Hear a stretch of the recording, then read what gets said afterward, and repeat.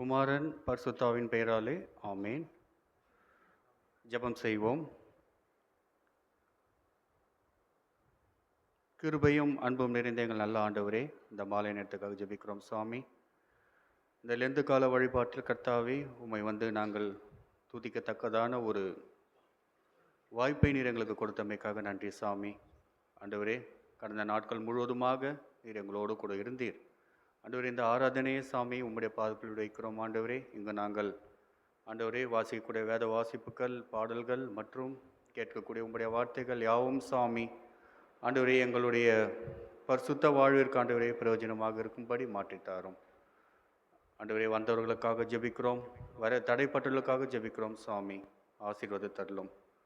நீர் எங்கள் மத்தியில் அசைவாடுவதற்காக நன்றி சாமி. உம்முடைய கிருபை ஆண்டவரே எங்களோடு கூட இருக்கட்டும். தொடக்கம் முதல் முடிவு பரியந்தம் சாமி உம்முடைய பிரசன்னம் எங்களோடு கூட இருக்கட்டும். இயேசு கிறிஸ்துவின் ஜெபிக்கிறோம் எங்கள் ஜீவனுள்ள பிதாவே, ஆமேன். இந்த ஆராதனை காரணமாக நாம் அனைவரும் எழுந்து நின்று பாமாலையிலே 107வது பாடலை அனைவரும் சேர்ந்து பாடுவோம். பாடல் எண் 107.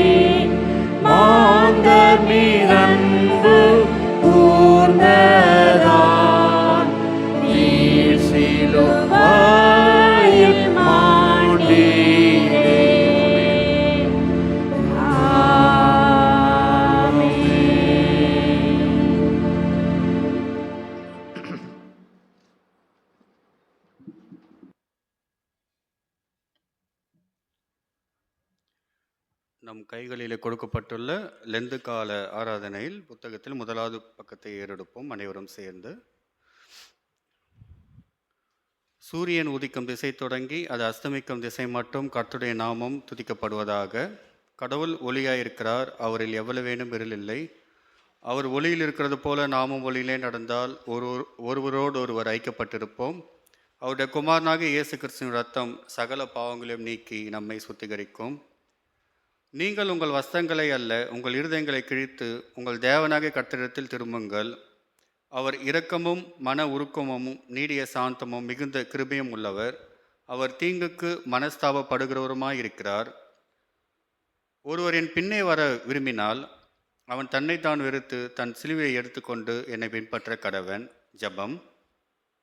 சர்வ வல்லமையுள்ள கடவுளே, நாங்கள் எங்கள் ஆண்டவர் இயேசு கிறிஸ்து மூலமாய் உமது சமூகத்தில் எங்கள் வணக்கத்தையும் தோத்திரத்தையும் செலுத்த வந்திருக்கிறோம். எங்கள் பாவங்களை உண்மையாய் அறிக்கை செய்யவும் மற்றவர்களுக்காகவும் எங்களுக்காகவும் ஜெபிக்கவும் உதவி செய்தருளும்.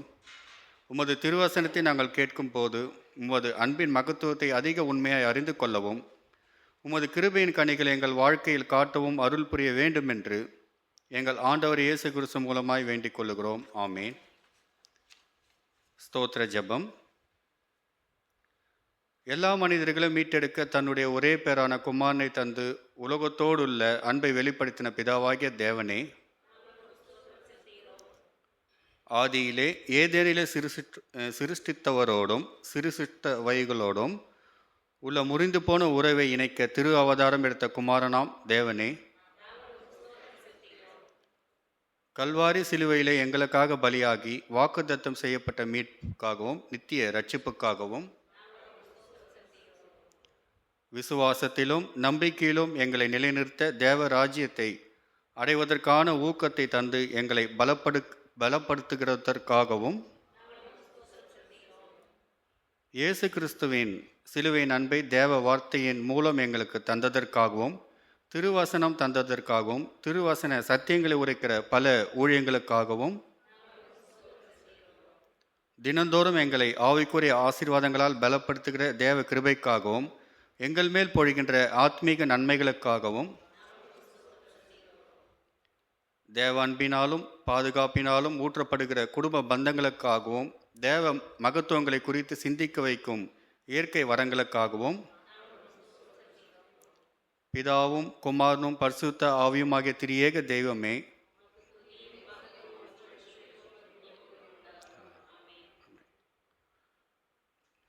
பாவரிக்கை சங்கீதம் 51 1-12 வரை அனைவரும் சேர்ந்து வாசிப்போம்.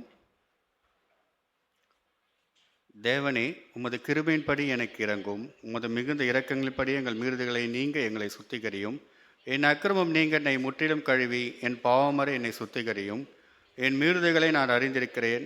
என் பாவம் எப்பொழுதும் எனக்கு முன்பாக நிற்கிறது. தேவரீர் ஒருவருக்கே விரோதமாக நான் பாவம் செய்து உமது கண்களுக்கு முன்பாக பொல்லாங்கானதை நடப்பித்தேன். நீர் பேசும்போது உம்முடைய நீதி விளங்கவும் நீ நியாயம் தீர்க்கும் போது உம்முடைய பரிசுத்தம் விளங்கவும் இதை அறிக்கையிடுகிறேன். இதோ நான் துர்க்குணத்திலே உருவானேன். என் தாய் என் பாவத்திலே கர்ப்பம் தரித்தாள். இதோ உள்ளத்தில் உண்மையாக இருக்க விரும்புகிறீர். அந்த கர்ணத்தில் ஞானத்தை எனக்கு தெரியப்படுத்துவீர். நீர் என்னை யூசோப்பினால் சுத்திகரியும், அப்பொழுது நான் சுத்தமாவேன். என்னை கழுவி அருளும், அப்பொழுது நான் உறைந்த மழையிலும் வெண்மையாவேன். நான் சந்தோஷமும் மகிழ்ச்சியும் கேட்கும்படி செய்யும், அப்பொழுது நீ நொறுக்கின எலும்புகள் களி கூறும். என் பாவங்களை பாராதபடிக்கு நீர் உமது முகத்தை மறைத்து என் அக்கிரமங்களெல்லாம் நீக்கி அருளும். தேவனே, சுத்த இருதயத்தை என்னிலே சிருஷ்டியும், நிலைவாரமான ஆவியை என் உள்ளத்திலே புதுப்பியும். உமது சமூகத்தை விட்டு என்னை தள்ளாமலும் உமது பரிசுத்த ஆவியை என்னிடத்தில் எடுத்துக்கொள்ளாமலும் இரும். உமது இரட்சணத்தின் சந்தோஷத்தை திரும்பவும் எனக்கு தந்து உற்சாகமான ஆவியனை தாங்கும்படி செய்யும். ஆமென். சபையார் அமரவும். இந்த நாளுக்கான சுவிசேஷ பாடத்தை வாசிக்க கேட்போம்.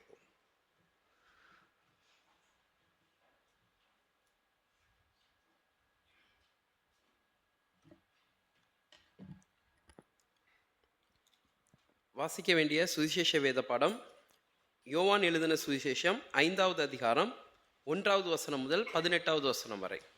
யோவான் 5வது அதிகாரம் 1 முதல் 18 வரை. இவைகளுக்கு பின்பு யூதருடைய பண்டிகை ஒன்று வந்தது. அப்பொழுது இயேசு எருசலேமுக்கு போனார். எபிரேய பாஷையிலே பெதஸ்தா எனப்பட்ட ஒரு குளம் எருசலேமில் ஆட்டு வாசலின் அருகே இருக்கிறது. அதற்கு 5 மண்டபங்கள் உண்டு.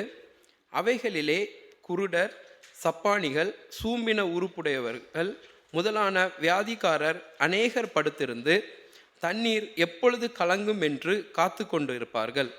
ஏனெனில் சில சமயங்களில் தேவதூதன் ஒருவன் அந்த குளத்தில் இறங்கி தண்ணீரை கலக்குவான். தண்ணீர் கலங்கின பின்பு யார் முந்தி அதில் இறங்குவானோ அவன் எப்பேற்பட்ட வியாதிஸ்தனாய் இருந்தாலும் சொஸ்தமாவான். 38 வருஷம் வியாதி கொண்டிருந்த ஒரு மனுஷன் அங்கே இருந்தான். படுத்திருந்த அவனை இயேசு கண்டு, அவன் வெகு காலமாய் வியாதிஸ்தன் என்று அறிந்து அவனை நோக்கி, சொஸ்தமாக வேண்டும் என்று விரும்புகிறாயா என்று கேட்டார். அதற்கு வியாதிஸ்தன், ஆண்டவரே, தண்ணீர் கலக்கப்படும் போது என்னை குளத்தில் கொண்டு போய் விடுகிறதற்கு ஒருவரும் இல்லை. நான் போகிறதற்குள்ளே வேறொருவன் எனக்கு முந்தி இறங்கி விடுகிறான் என்றான். இயேசு அவனை நோக்கி, எழுந்திரு, உன் படுக்கையை எடுத்துக்கொண்டு நட என்றார். உடனே அந்த மனுஷன் சொஸ்தமாகி தன் படுக்கையை எடுத்துக்கொண்டு நடந்து போனான். அந்த நாள் ஓய்வு நாளாய் இருந்தது. ஆதலால் யூதர்கள் குணமாக்கப்பட்டவனை நோக்கி, இது ஓய்வு நாளாய் இருக்கிறதே, படுக்கையை எடுத்துக்கொண்டு போகிறது உனக்கு நியாயமல்ல என்றார்கள். அவன் அவர்களுக்கு பிரதியுத்தரமாக, என்னை சொஸ்தமாக்கினவர் உன் படுக்கையை எடுத்துக்கொண்டு நடவென்று எனக்கு சொன்னார் என்றான். அதற்கு அவர்கள், உன் படுக்கையை எடுத்துக்கொண்டு நடவென்று உன்னுடனே சொன்ன மனுஷன் யார் என்று அவனிடத்தில் கேட்டார்கள். சொஸ்தமாக்கப்பட்டவன் அவர் இன்னார் என்று அறியவில்லை. அவ்விடத்தில் ஜனங்கள் கூட்டமாய் இருந்தபடியினால் இயேசு விலகி இருந்தார். அதற்கு பின்பு இயேசு அவனை தேவாலயத்திலே கண்டு, இதோ நீ சொஸ்தமானாய், அதிக கேடானதொன்றும் உனக்கு வராதபடி இனி பாவம் செய்யாதே என்றார். அந்த மனுஷன் போய் தன்னை சொஸ்தமாக்கினவர் இயேசு என்று யூதர்களுக்கு அறிவித்தான். இயேசு இவைகளை ஓய்வு நாளிலே செய்தபடியால் யூதர்கள் அவரை துன்பப்படுத்தி அவரை கொலை செய்ய வகை தேடினார்கள். இயேசு அவர்களை நோக்கி, என் பிதா இதுவரைக்கும் கிரியை செய்து வருகிறார், நானும் கிரியை செய்து வருகிறேன் என்றார். அவர் ஓய்வு நாள் கட்டளையை மீறினதுமல்லாமல் தேவனை தம்முடைய சொந்த பிதா என்று சொல்லி தம்மை தேவனுக்கு சமமாக்கினபடியால் யூதர்கள் அவளை கொலை செய்யும்படி அதிகமாய் வகை தேடினார்கள். பாடம் முடிந்தது.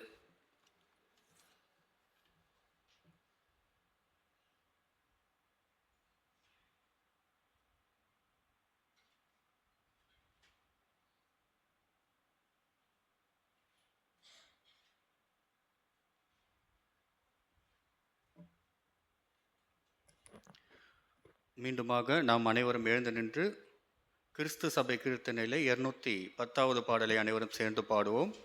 கீர்த்தனை எண் 210.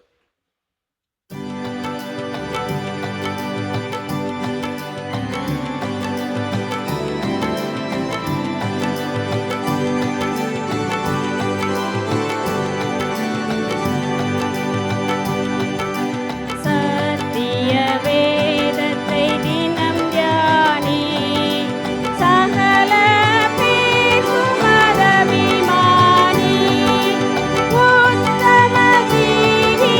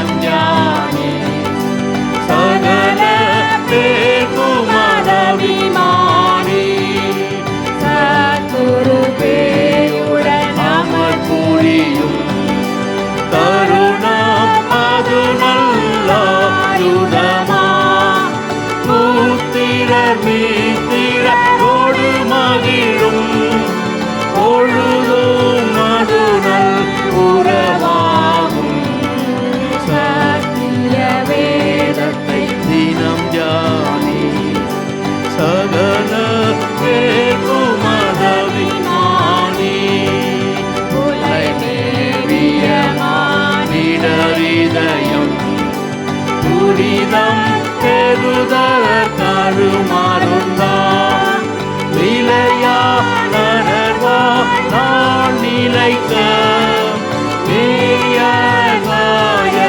கற்பமதா சத்திய வேதத்தை தினம் ஜானி சகல பேர்க்குமதபிமானி பதியில் வழி காணாதவர்கள் கண்ணுக்குரிய கலிக்கமது புதிய எருசலேம் பதிக்கு போகும் பயண துணையும் அது சத்திய வேதத்தை தினம் ஜானி சகல பேர்க்குமதபிமானி.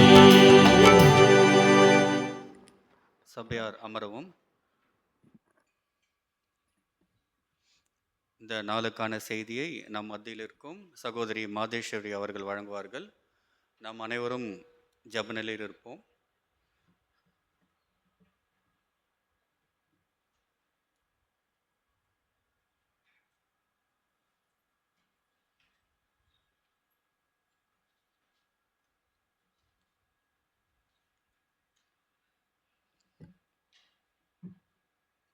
கர்த்தருடைய பரிசுத்த நாமம் மகிமைப்படுவதாக. அல்லேலூயா. நம் யாவரும் தலைகளை தாழ்த்தி, எங்களை நேசிக்கிறதான நல்ல தகப்பனே அப்பா, இந்த இழந்து காலத்தில் சுவாமி கர்த்தாவே எங்களுக்காய் நீர் மரித்து சுவாமி எங்களுக்காய் நீர் சிந்தின இரத்தத்தை நாங்கள் தகப்பனே தியானிக்க வந்திருக்கிறோம் ஐயா. தேவரீர் கர்த்தாவே எங்களை பரிசுத்தப்படுத்துங்க சுவாமி அப்பா. சோதரிக்கிற ராஜா அடியாளை மறைத்து தேவரீர் கர்த்தாவே நீர் என் மூலமாய் நீர் பேசவிருக்கிறதை தகப்பனே நீர் மறைத்து ஒவ்வொருவரோடு கூட இடைப்படும்படியாக ஜெபிக்கிறோம். என்னோடு பேசுங்கப்பா, என்னோடு கூட இடைப்படுங்க, எல்லோரோடு கூட இடைப்படுங்க சாமி, இயேசுவின் நாமத்தினாலே ஆமென். ஹல்லேலூயா. இன்று நம்முடைய சிஎஸ்ஐ நம்முடைய தியானத்திற்காக எடுத்துக்கொண்ட தலைப்புன்னு பார்த்தீங்கன்னா சாட்சியும் மாட்சியும். நான் எடுத்திருக்கிற அந்த தலைப்பு நிச்சயமாகவே நாம் தியானிக்க போகிற இந்த தியானம் அதற்கு பொருத்தமாக இருக்கும் என்று நான் கர்த்தருக்குள்ளே விசுவாசிக்கிறேன். நாம் தியானிக்க போகிற ஒரு மனுஷன் குறித்ததான ஒரு வேத வசனத்தை கூட வாசிக்கலாம். மார்க் எழுதின சுவிசேஷம் 15ஆம் அதிகாரம் 43ஆம் வசனம். மார்க் எழுதின சுவிசேஷம் 43 அக்கா 15:43.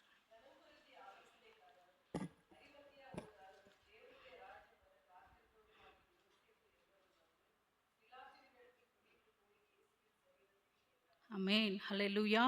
நாம் இன்று தியானிக்க போகிற மனுஷன் அரிமத்திய ஊரானும் தேவனுடைய மனுஷனுமான யோசேப்பு. அவரை குறித்து நாம் பார்ப்போம் அப்படின்னு சொன்னால், முதலாவது எனக்கு சொல்லணும்னு நான் ஆசைப்படுறது, நான் ஒரு காரியங்களாக நான் அவரை குறித்து நான் சொல்கிறேன். அவரை குறித்து நான் இதை ஒரு செகண்டில் எனக்கு அவரை குறித்து நான் தியானிக்கணும் சிந்திக்கணும்னு சொல்லிட்டு நான் யோசித்த பொழுது கர்த்தர் கிருபை என்னோடு கூட இடைப்பட்டார். தேவனுக்கு நான் ஸ்தோத்திரங்களை எடுக்கிறேன். அவரை பார்த்திங்கன்னா கனம் பொருந்திய ஒரு ஆலோசனைக்காரன், அப்புறம் பார்த்திங்கன்னா தேவனுடைய ராஜ்யம் வர காத்திருந்த ஒரு மனுஷனும், அப்புறம் பிலாத்துவினிடத்தில் துணிந்து போய் தேவனுடைய சரீரத்தை கேட்டான்னு சொல்லி வேதம் சொல்லுகிறது. முதலாவது இந்த அரிமத்திய ஊரானாகிய யோசேப்பை குறித்து பார்க்கலாம். அவர் யாருன்னு சொல்லி கேட்டிங்கன்னா, இந்த யூதர்களும் பரிசேயர்களும் சதுசேயர்களும் எல்லாம் ஒரு ஆலோசனை கூட்டம், சனகரிப் சங்கம் என்று 71 மெம்பர்களை கொண்டு ஒரு மெம்பர்ஷிப்பில் இவர் ஒரு ஆலோசனைக்காரனாக இருந்தார் என்று வேதம் சொல்லுகிறது. இந்த யூதர்களை குறித்து பார்த்தோம் சொன்னால், எப்படி சொல்கிறது, அவர்கள் வந்துட்டு வணங்கா கழுத்து உள்ளவர்களும், எப்படி சொல்கிறது, ஆண்டவருடைய ஒரு போதனைகளையும் அவங்க ஏற்கவே மாட்டாங்களாம். அவங்க வந்துட்டு எதை சொன்னாலும் ஆண்டவர் குற்றப்படுத்திக்கிட்டு, அவர் என்ன செய்வாரோ, அவர் என்ன குற்றம் செய்கிறாரோன்னு சொல்லி அவரை குற்றப்படுத்தும் விதமாகவே ஒவ்வொரு காரியங்களை பார்த்து கொண்டிருந்தார்கள் சொல்லி மத்தேயு 23ஆம் அதிகாரம் முழுமையாக நம்ம வாசித்தோம்னு சொன்னால், அதில் முழுமையாக அந்த வேத பாதகர்களை குறித்தும் பரிசேயர்களை குறித்தும் சதுசேயர்களை குறித்தும் சொல்லப்பட்டிருக்கிறது. இந்த சதுசேயர்கள் தான் அதிகமான மெஜாரிட்டிகளாக இருந்தார்கள் என்று சொல்லப்பட்டிருக்கிறது. அதில் மத்தேயு 23:13 வசனத்தை வாசிக்கும்படியாக நான் கேட்கிறேன்.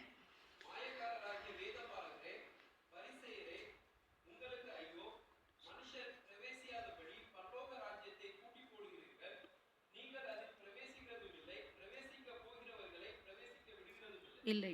அவர்கள் ஆண்டவருக்கு சொன்ன போதனைகளுக்கு எல்லாமே ஆப்போசிட்டான போதனைகளை தான் இவங்க சொல்லிட்டு வந்தாங்க. அதே மாதிரி பார்த்தீங்கன்னா 14வது வசனத்தை கூட வாசிங்க பிரதர். மாயக்காரராகிய வேதபாரகரே, பரிசேயரே, உங்களுக்கு ஐயோ!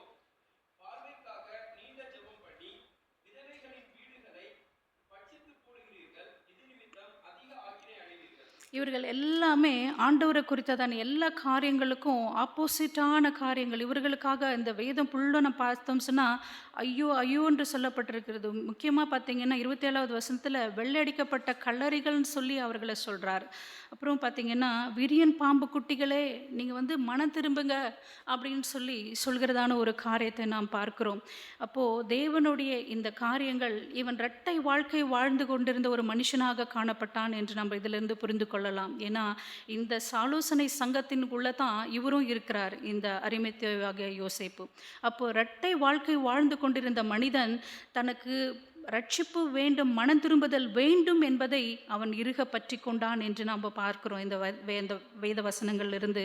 அப்போ அவன் அந்த இறுக பற்றி கொண்டானோட இரட்டை வாழ்க்கையை அவன் வந்துட்டு தேவனுக்காக வாழணும் என்று அவன் எடுத்த ஒரு நல்ல ஒரு முடிவு. அப்புறம் பார்த்திங்கன்னா ஐயோ ஐயோ என்ற வார்த்தை எவ்வளோ ஒரு ஒரு ஒரு கடினமான ஒரு வார்த்தை. அதனால் தேவனை குறித்துதான ஒரு ஒரு வாழ்க்கைக்குள்ளே நான் கடந்து போகணும் அவர் நிச்சயமாய் முடிவெடுத்திருக்க வேண்டும். அதுக்கப்புறம் பார்த்தீங்கன்னா அவன் வந்துட்டு அந்தரங்க சீஷனாய் வாழ்ந்தான் என்று சொல்லப்பட்டிருக்கிறது. நம்ம எடுக்கலாம். யோவானுக்கு எழுதின 19வது அதிகாரம் 38, 39.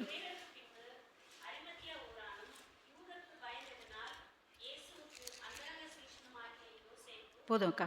அந்தரங்க சீஷனாய் வாழ்ந்தான் என்று சொல்லப்பட்டிருக்கிறது. அந்தரங்க சீஷனாய் அவர் வந்துட்டு தேவனுடைய ராஜ்யத்திற்கு வந்ததுக்கப்புறம் நீங்கள் எல்லாருக்கும் சுவிசேஷத்தை அறிவிங்க, எல்லாரும் சீஷர் ஆக்குங்க அப்படின்னு சொல்லி அவர் வந்து வாஞ்சியோடு நம்ம சொல்கிறத நம்ம நம்ம பிரசங்கத்தில் நம்ம கேட்டிருக்கிறோம். அவர் கூட இருந்த 12 சீஷர்களும் தேவனுக்கு வெளியரங்கமாய் அவர்கள் இருந்தார்கள். ஆனால் இவரோ அந்தரங்க சீஷனாய் தேவனுடைய சிலுவையை எடுத்துக்கொண்டு நடக்கும்படியான தன்னுடைய முடிவை அவர் எடுத்தார் என்று நம்ம பார்க்கிறோம். தன்னைத்தான் வெறுக்கிறவன் தன்னுடைய சிலுவை தான் எடுத்துக்கொண்டு போக முடியும். அவனவனுக்குரிய பலன் அவனோடு தான் வரும் என்பதை அவன் உணர்ந்தவனாய் காணப்பட்டான். தன்னுடைய சிலுவையை எடுத்துக்கொண்டு வர அவன் முற்பட்டான் என்பதை நாம் பார்க்க முடியும்.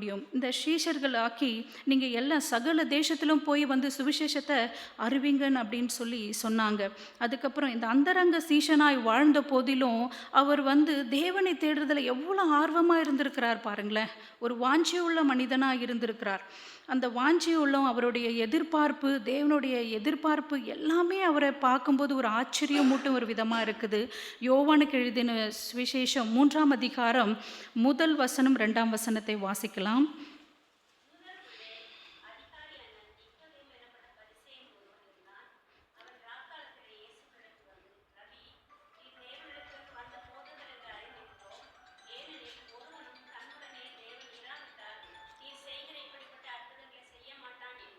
இந்த காரியங்களெல்லாம் நம்மளுக்கு தெரியும். ஆண்டவர் சொல்வார், தேவன் மறுபடியும் ஒரு மனுஷன் மீண்டுமாய் பிறக்க வேண்டும் அப்படின்னு சொல்லி. அப்போ அவர் கேட்பார், நான் எத்தனை பெரியவனாக இருக்கிறேன், முதிர் வயதில் இருக்கிறபோது நான் மறுபடியும் பிறக்க முடியுமா? அந்த அந்த அந்த எல்லாம் நம்மளுக்கு தெரிந்த விஷயங்கள் தான்.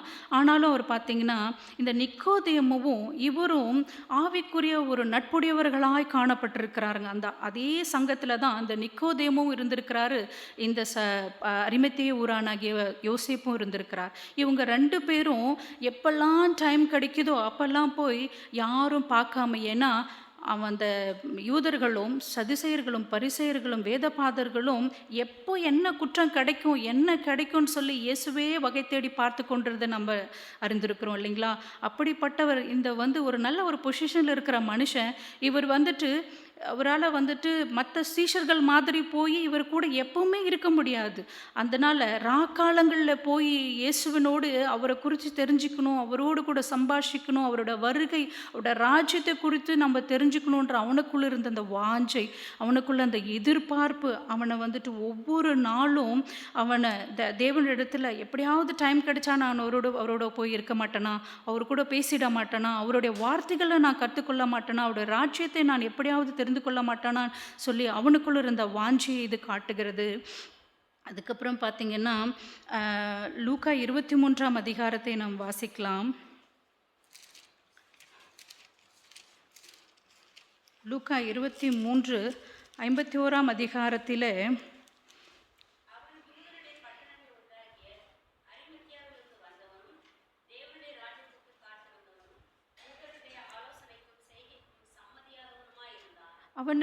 தேவனுடைய ராஜ்யத்துக்கு அவன் காத்திருந்த ஒரு மனுஷன், யூதர்களோட ஆலோசனைக்கும் செய்கைக்கும் ஒரு காலம் அவன் சம்மதியாதவனமாக இருந்தான். எனக்கு ஆச்சரியமாக இருக்குது. ஏன்னா அவங்க ரொம்ப ஒரு எப்படி சொல்கிறது, அவரை எப்படியாவது வந்து கீழே தள்ளணும் அப்படின்ற ஒரு பயங்கர ஒரு ஸ்பிரிட்டோடு அவங்க இருந்தவர்கள் மத்தியிலும் இந்த யூதர்களுக்கு ஆலோசனைக்கு செய்கைக்கும் ஒரு காலம் நான் இதுக்கு சம்மதிக்கக்கூடாதுன்னு சொல்லி நிச்சயமாக இந்த நிக்கதேமுவும் இந்த அரிமத்திய ஊரான யோசேப்பும் அவர்களுக்குள்ள ஃப்ரெண்ட்ஸாக இருந்துட்டு ஆவிக்குரிய ஒரு சகோதரர்களாக அவர்கள் இருந்து அவர்கள் பேசி கொண்டிருப்பார்கள், நான் நிச்சயமாக விசுவாசிக்கிறேன். அதுக்கப்புறம் பார்த்திங்கன்னா அவருடைய ஒவ்வொரு நாளும் அவருடைய வாஞ்சை தேவனுடைய ராஜ்யத்துக்கு அவர் காத்திருந்திருக்கிறான். அப்போ அவனுடைய யோசனைகளெல்லாம் எப்படி இருந்திருக்குது பாருங்களேன். நம்ம அவர் கூடவே வாழ்ந்து 3 வருஷம் ஊழியத்தின் பாதையில் வந்த 12 சீஷர்களுக்கு கூட அப்படிப்பட்டதான ஒரு வாஞ்சை இருந்துச்சா அப்படின்னு கேட்டால் நிச்சயமாக இல்லைன்னு தான் நான் சொல்லுவேன். அப்போது ஏன்னா பேதுரு பார்த்திங்கன்னா நாங்கள் எல்லாவற்றையும் இழந்து நாங்கள் எல்லாத்தையும் விட்டுட்டு உங்கள் பின்னாடி வரமே, எங்களுக்கு என்ன பலன் இருக்குன்னு கேட்குறத நம்ம பார்க்க முடியும் மத்தேயு அதிகாரத்தில். அப்புறம் பார்த்திங்கன்னா ப்ளஸ் வந்துட்டு நாங்கள் வந்துட்டு எங்களுக்கு ஒரு கூடாரத்தை போடுங்க, மோசேக்கு ஒரு கூடாரத்தை போடுங்க, உங்களுக்கு ஒரு கூடாரத்தை போடுங்க, ஏதோ ஒரு ஆதாயத்துக்காக தான் அவர்களோடு இருந்த சீஷர்கள் இருந்தார்கள்னு நான் நினைக்கிறேன். அப்புறம் என்னல்ல யார் உயர்ந்தவன் சொல்லி தங்களுக்குள்ளே பேசிக்கிறதான காரியங்களை பார்க்கிறோம். ஆனால் எந்த ஒரு பிரதிபலனுமே இல்லாமல் ஆண்டவருடைய அன்பு, ஆண்டவருடைய அந்த நேசம் அவர் எப்படியாய் கூட அவரிடத்தில் கொண்டு போயிருக்கிறத என்னால் இந்த வேத வசனங்கள்லேருந்து பார்க்க முடியுது. மீண்டுமாய் அவன் ஒரு ஐஸ்வர்யவான் என்று சொல்லப்பட்டிருக்கிறது. யாரு? இந்த அரிமத்திய ஊரானாகிய ஐஸ்வர்யவான்களை குறித்து நம்ம பார்த்தோம்னு சொன்னால் ஆப்ரஹாம் இருந்தார் இல்லைங்க, லாசரு. அவனோட வீட்டு நம்ம வாசப்படியில் தான் ஒருவேளை சோறு கிடைக்குமா, ஒரு பருக்க சோறாவது கிடைக்குமான்னு காத்திருந்த காலங்களில் அவன் எப்படி இருந்தானோ, அவன் ஐஸ்வர்யவானும் ரத்தாம்பரமும் மாளிகையும் கம்பளமும் நல்ல ஒரு பொசிஷனில் அவன் இருந்தான்னு சொல்லப்பட்டிருக்கிறது. அதே போல் லூக்கா 16ஆம் அதிகாரத்தில் 19 வசனத்தில் சொல்லுது, ஒரு சகோதரன் நான் எல்லாவற்றையும் நான் கடைப்பிடிக்கிறேன், எல்லாமே கடைப்பிடிக்கிறேன், பரலோக ராஜ்யத்திற்கு தேவனுடைய அந்த ஜீவனுள்ள அந்த இதுக்கு நான் போகணுன்னா நான் என்ன செய்யணும்னு சொல்லி ஆண்டவர் கேட்கும்போது, உன்னுடைய ராஜ்யத்தினுடைய ஐஸ்வர்யத்தை எல்லாவற்றையும் விட்டு நீ என்ன பண்ணு, ஏழைகளுக்கும் தரித்திரருக்கும் கொடு அப்படின்னு சொல்லும்போது அவனுடைய இருதயம் என்னவாயிடுச்சு, துக்கமடைந்து அவன் திரும்பி போனான் என்று வேதம் சொல்லுகிறது. இப்படிப்பட்டதான காரியங்கள் இருக்கிற மத்தியிலே அவன் ஐஸ்வர்யவான், தேவனுக்காக கரத்தை உயர்த்தினான் என்று வேதம் சொல்லுகிறது. தன்னுடைய பாவத்திற்காக அவன் மரித்தார் என்று, என்னுடைய பாவத்திற்காக மரித்தார். எப்பேற்பட்ட தேவன், எப்படி சர்வ வல்லமையுள்ள ராஜாதி ராஜான், சகல அவருக்குரியது தானே எல்லா கணமும் ஐஸ்வர்யமும் எல்லாமும். ஆனாலும் என் தேவாதி தேவன் என்ன அவருக்காக மரித்ததினால அவன் ஐஸ்வர்யவானாக இருந்து அவனுடைய ஐஸ்வர்யத்தை எதற்காக பயன்படுத்தினான் என்றால் தேவனுக்காக அவனுடைய ஐஸ்வர்யத்தை பயன்படுத்தினான். வாசிக்கலாம் ஏசாயா 53ஆம் அதிகாரம் 9வது வசனம்.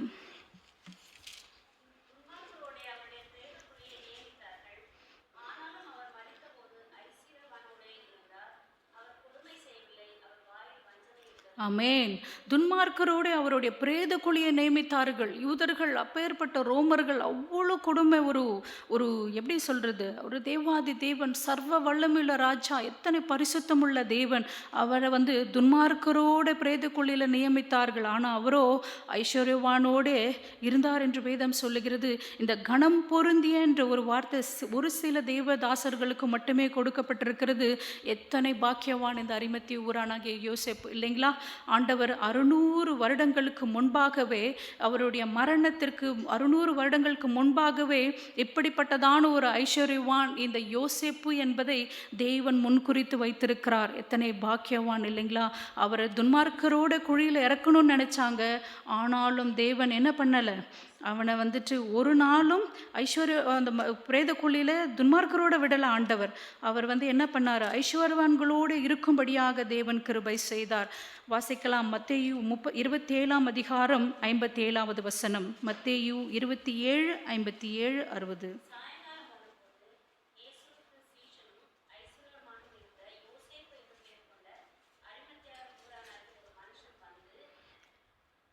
அக்கா.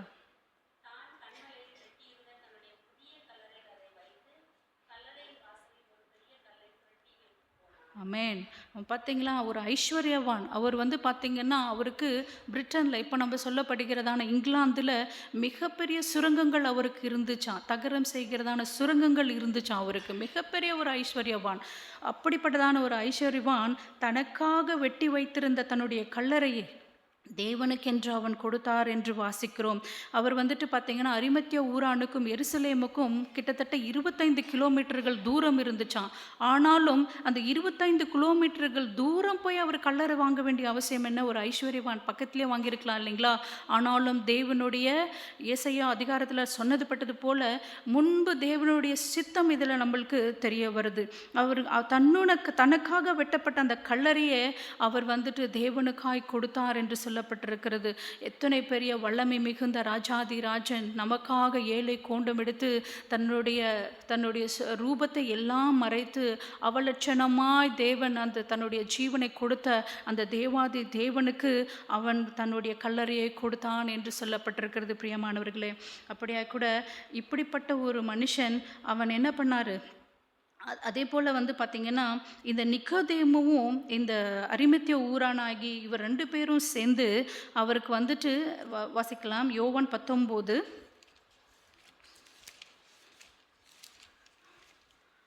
19ஆம் அதிகாரம் 39, 40.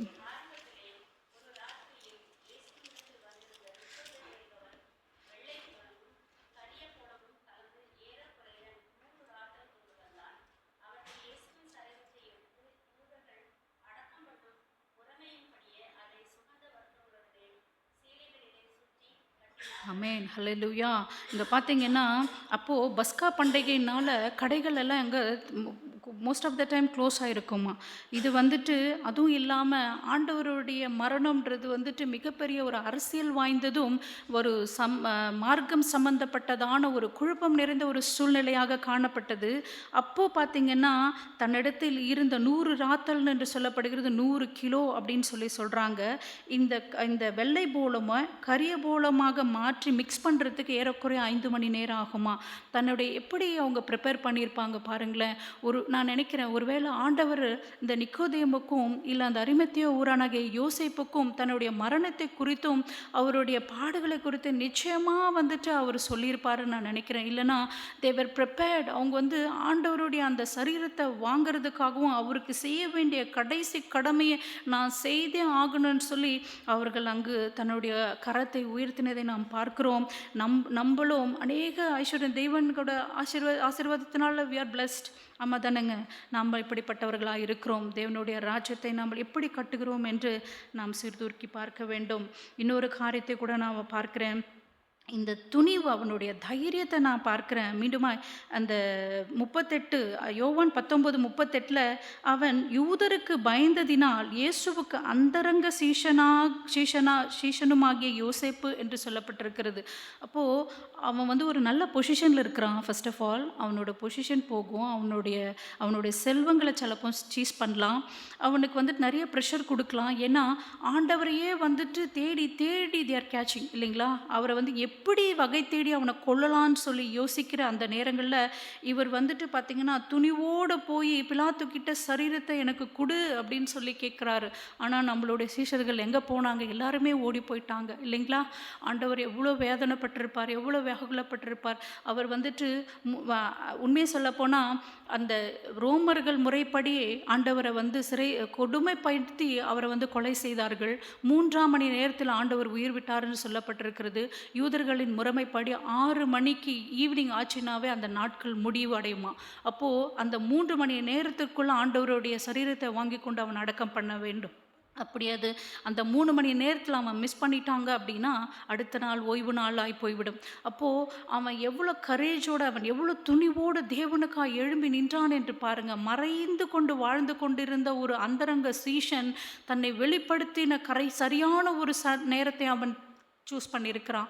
அவன் தன்னை நான் மறைத்து கொண்டு காலம் பூரா இப்படியே வாழ்வதை காட்டிலும் என் தேவனுக்காய் நான் துணிந்து எடுக்கிற ஒரு முடிவுன்னு சொல்லி அவன் தைரியமாய் தேவனிடத்தில், அந்த பிலாத்துவனிடத்தில் போய் என்னுடைய தேவனுடைய சரீரத்தை தாங்க அப்படின்னு சொல்லி கேட்டு ஒரு மெல்லிய துப்பட்டியில் அவரை சுற்றி அவர்களை அடக்கம் பண்ணினார்கள் என்று வேதத்தில் வாசிக்கலாம். பிலிப்பியருக்கு எழுதின 3ஆம் அதிகாரம் 10ஆம் வசனம்.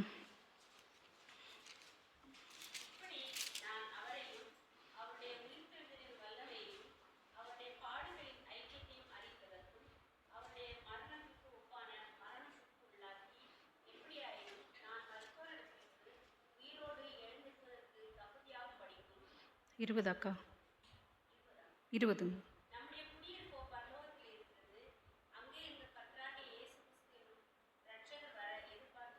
ஆமென், ஹல்லேலூயா. அவருக்கு அந்த அரிமத்திய ஊரானாகிய யோசேப்புக்கு நம்மளுடைய 11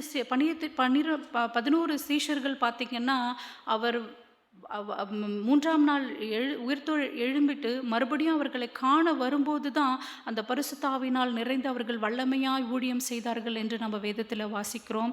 ஆனால் இந்த மனிதனுக்கு பார்த்திங்கன்னா எப்படிப்பட்டதான ஒரு ரெவலேஷன் பாருங்கள். தேவன் நிச்சயமாக வருவார், அவர் என் பரலோகத்திற்கு எடுத்துக்கொண்டு போவார், நான் அவருக்கு செய்ய வேண்டியதை ஐ வில் டூ, நான் செய்வேன், அவருக்கு செய்ய வேண்டிய நான் கடமைகளை எனக்கு அவர் நிச்சயமாக செய்வார், அவர் எனக்கு ரட்சிப்பை கொடுத்திருக்கிறார், அவர் பரிசுத்தத்தை எனக்கு போதித்திருக்கிறார், அவர் எனக்காய் மரிக்க போகிறாரே, பரலோக நிச்சயம் நித்திய ஜீவனை அடையும்படியுமான அவனுக்குள்ள அந்த வாஞ்சை அவன் எப்படி பரலோகத்திற்கு நிச்சயமாக இயேசு கிறிஸ்து என்னை கொண்டு போயிடுவாருங்கிற அவனுக்குள்ள இருந்த அந்த ஒரு தீர்க்கமான ஒரு முடிவு அவரை இப்படிப்பட்டதான காரியங்களுக்கு கொண்டு போய் விட்டிருக்கிறது என்று நான் வாஞ்சிக்கிறேன். பிரியமானவர்களே, அவரிடத்திலிருந்து நாம் பார்த்த அநேக காரியங்கள், ஆனாலும் பார்த்திங்கன்னா அவர்கள் ரோமர்களால் இந்த அரிமத்திய ஊரானாகிய அவருடைய கடைசி காலங்களை பார்த்தோம் சொன்னால் அவரை யூதர்கள் அவரை வஞ்சித்து அவரை வஞ்சித்து அவரை பிடித்து சந்தேகத்தின் பேரில் சிறையில் அடைத்து அவரை கொலை செய்யும்படியாக திட்டமிட்டிருந்த நேரத்தில் தேவன் அவரை ரட்சித்து அவர் என்னவா ஆனாரா, அந்த இடத்துல இருந்து போய் தன்னுடைய பிஸ்னஸ் இருக்கிறதான அந்த பிரிட்டன் இங்கிலாந்து தேசத்திற்கும் அங்கே போய் சுவிசேஷத்தை முதலாய் விதைத்தவர் என்று அந்த சரித்திர வல்லுநர்கள் சொல்கிறாங்க. அவர் இங்கிலாந்து தேசத்தில் மாத்திரமல்ல, பிரான்ஸ், ஸ்பெயின் போன்ற நாடுகளுக்கு போய் முதலாக கிறிஸ்து பிறப்பின் பின் 37 அவர் தொடங்கிய அந்த சுவிசேஷம் அவருடைய 97வது வயதில் அவர் மரித்தார் என்று வேதம் சொல்லுகிறது. சரித்திரம் சொல்கிறாங்க. அவர் பார்த்திங்கன்னா முதலாவது இந்த ஊழியத்தை ஆங்காங்கே விதைத்தவர்கள், பின்பு தான் அவர்கள் மூலமாய் மிஷனரிகள் மூலமாய் எல்லா தேசங்களுக்கும் கடந்து வந்தது என்று சொல்லி அவருடைய எட்டுப்படாத நல்ல பங்கை அவன் தெரிந்து கொண்டார். முதலாவது அவருடைய இரட்டை வாழ்வை மாற்றி தன்னுடைய வாழ்வை தன்னுடைய பரிசுத்திற்காகவும் ரட்சிப்புக்காகவும் மனம் திரும்புதலுக்காகவும் ஒப்பு கொடுத்தான் என்று நம்ம வேதத்தை பார்த்தோம். இப்போ அவனுடைய வாஞ்சை, எதிர்பார்ப்பு, அவன் கொண்டிருந்த ஆவிக்குரிய நட்பு, நிக்கோதேமுவோடனான கூடிய அந்த நட்பை நம்ம பார்க்க முடிகிறது. அவனுடைய தேவ ராஜ்யத்தை குறித்ததான ஒரு தெளிவு. ஹல்லேலூயா. எவ்வளோ ஒரு பிளஸட் பர்சன் பாருங்களேன். 600 வருஷத்துக்கு முன்னாடியே ஒரு ஐஸ்வர்யவானா இவருக்காக தேவனுடைய சித்தத்திற்காக இவன் ஒரு தெரிந்து கொள்ளப்பட்ட ஒரு வெசலாய் நம்ம பார்க்கிறோம். அவருடைய ஐஸ்வர்யம், அவன் தேவனுக்காக உயர்த்தின அவருடைய கரம், அவனுடைய தைரியம், அவனுடைய துணிவு, அவனுடைய சுவிசேஷம் அறிவித்ததான எத்தனை காரியங்கள் நமக்கு முன்பாய் வைக்கப்பட்டிருக்கிறது. நம்ம எப்படி இருக்கிறோம், அவர் நம்முடைய புத்திர சுவிகாரத்தின் ஆவியை கொடுத்து நம்மளை பிள்ளைகளாகி எடுத்துக்கொண்டிருக்கிறான். ஆமென், ஹல்லேலூயா. ஆனால் நம்மளுடைய வாழ்க்கை எப்படி இருக்கிறது பிரியமானவர்களை? நான் எப்போவுமே சொல்கிறது தான், நம்ம வெசல்ஸோ இல்லை துணியை வாஷ் பண்ணும்போது துணி வாஷ் பண்ணப்படுதோ இல்லையோ அந்த கைகள் வாஷ் பண்ணப்படும். இந்த வார்த்தைகள் எனக்கும் ஆனது. நிச்சயமாக நான் மிகவும் அழுது ஆண்டோட சமூகத்தில் நான் நான் இந்த வார்த்தைகளுக்காக நான் ஜெபித்தேன். நான் எப்படிப்பட்ட வாழ்க்கை வாழ்ந்து கொண்டிருக்கிறேன் என் தேவனுக்கும் எனக்கு மாத்திரமே தெரியும். நம்மளுடைய வாழ்க்கை எப்படிப்பட்டதாக இருக்கிறது, நம்மளோட ஐஸ்வர்யம் எதற்காய் பயன்படுகிறது, நம்முடைய தைரியம் எதற்காய் பயன்படுகிறது, நாம் தேவனுடைய ராஜ்யத்திற்கு எப்படி நம்ம ஊக்கமாக காத்திருக்கிறோமா, அவருடைய வார்த்தையோட சமூகத்தில் நாம் எப்படி உட்கார்ந்துருக்கிறோம், நாம் ஒவ்வொன்றையும் சீர்தூக்கி பார்க்க கடமை உள்ளவர்களாக இருக்கிறோம். பிரியமானவர்களே, கர்த்தர் தாமே இந்த வார்த்தைகளை ஆசீர்வதிப்பாராக. தேவன் நம்மோடு பேசின இந்த வார்த்தைகளுக்காக நான் தேவனை ஸ்தோத்தரிக்கிறேன். இயேசு சாமே இந்த வார்த்தைகளுக்காக நன்றி செலுத்துகிறேன். ஆமென்.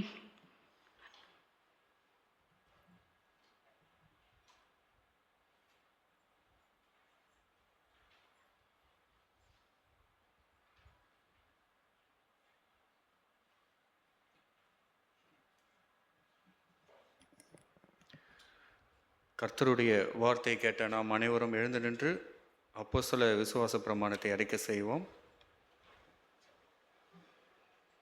வானத்தையும் பூமியும் படைத்த சர்வவல்லமையுள்ள பிதாவாகிய தேவனை விசுவாசிக்கிறேன்.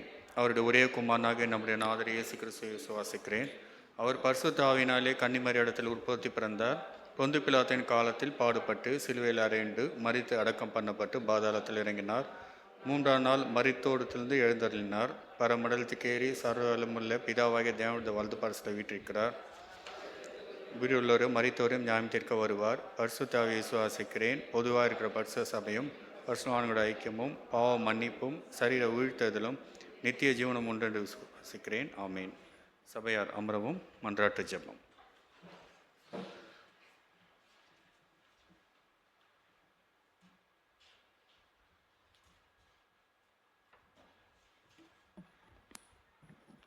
மன்றாட்டு ஜெபம். தேவனுடைய படைப்பினால் உண்டான மனோகரமான இந்த உலகத்திற்காகவும் சகலவிதமான ஜீவராசிகளுக்காகவும் நாம் பிரார்த்தனை செய்வோமாக. உலகத்தின் நீதியும் சமாதானமும் நட்பும் வளர வேண்டும் என்று நாம் பிரார்த்தனை செய்வோமாக. எல்லா ராஜ்யங்களுக்காகவும் ராஜ்யங்களை ஆளும் அதிகாரிகளுக்காகவும் நாம் பிரார்த்தனை செய்வோமாக. சமுதாயத்தில் வெவ்வேறு இடங்களில் பல வகையான பொறுப்புகளில் இருப்பவர்களுக்காக நாம் பிரார்த்தனை செய்வோமாக. நீதி மறுக்கப்பட்டவரும் ஒடுக்கப்பட்டவர்களுக்காகவும் ஏழைகளுக்காகவும் குற்றவாளிகளுக்காகவும் நாம் பிரார்த்தனை செய்வோமாக. எல்லா குழந்தைகளையும் வாலிபரையும் நடுத்தர வயதுள்ளவரையும் நினைத்து நாம் பிரார்த்தனை செய்வோமாக. அநாதைகள், விதவைகள், முதியோர்கள் அனைவரையும் நினைத்து நாம் பிரார்த்தனை செய்வோமாக. வியாதிஸ்தவர்கள், விபத்துக்குள்ளானவர், மாற்றுத்திறனாளிகள், வறுமையில் இருப்பவர்களுக்காகவும் நாம் பிரார்த்தனை செய்வோமாக. எல்லா சுவிசேஷ ஊழியங்களையும் ஊழியக்காரர்களையும் எல்லா கிறிஸ்தவ ஸ்தாபனங்களுக்காகவும் நாம் பிரார்த்தனை செய்வோமாக. எல்லா கிறிஸ்தவ திருச்சபைகளையும் நம்முடைய சபையின் எல்லா அங்கங்களையும் மூப்பர்களையும் ஊழியங்களையும் எல்லா குடும்பங்களையும் நினைத்து நாம் பிரார்த்தனை செய்வோமாக.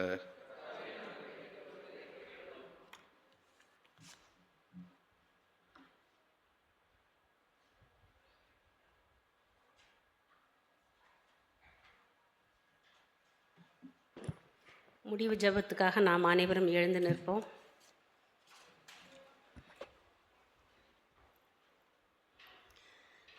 நேற்றும் இன்றும் என்றும் மாறாத எங்கள் பரலோகத்தின் தேவனே, இந்த மாலை வேளைக்காக நம்ம நன்றியோடு துதிக்கிறோம், ஸ்தோத்திரிக்கிறோம். கர்த்தாவே, நீர் எங்களுக்கு பாராட்டின எல்லா நன்மைகளுக்காகவும் ஆசீர்வாதங்களுக்காகவும் உம்மை துதிக்கிறோம், ஸ்தோத்திரிக்கிறோம். கர்த்தாவே, ஒருவராய் பெரிய அதிசயங்களை செய்கிற தேவனே, உம்மை துதிக்கிறோம் அப்பா, உம்மை ஸ்தோத்திரிக்கிறோம் சுவாமி. எத்தனையோ பேருக்கு இல்லாத ஸ்லாக்கியத்தை நீர் எங்களுக்கு கொடுத்து ஆண்டவரே, நாங்கள் திருச்சபையாக உம்முடைய பாதத்திலே கூடி ஆண்டவரே, இந்த லெந்து காலத்திலும் உம்முடைய வசங்களை நாங்கள் தியானிப்பதற்கு நீங்கள் கொடுத்த அந்த தருணத்திற்காக உமக்கு நன்றி நன்றி நன்றி உம்மை துதிக்கிறோம், ஸ்தோத்திரிக்கிறோம் அப்பா. ஆம் கர்த்தாவே, நாங்கள் கேட்டபடி அரிமத்தியா ஊரானாகிய யோசேப்பின் சாட்சி ஆண்டவரே எங்களிலே காணப்படவும் ஆண்டவரே, நாங்கள் எங்களை ஆண்டவரே, அதற்கென்று நாங்கள் ஆயத்தப்படுத்திக் கொள்ளவும் எங்களுக்கு நீர் கிருபை புரிய வேண்டுமா நாங்கள் ஜெபிக்கிறோம் சுவாமி. இந்த சபையிலே வந்திருக்கிற ஒவ்வொருவரையும் பேர் பேராக குடும்பமாக ஆசீர்வதிக்க வேண்டுமா ஜெபிக்கிறோம் சுவாமி.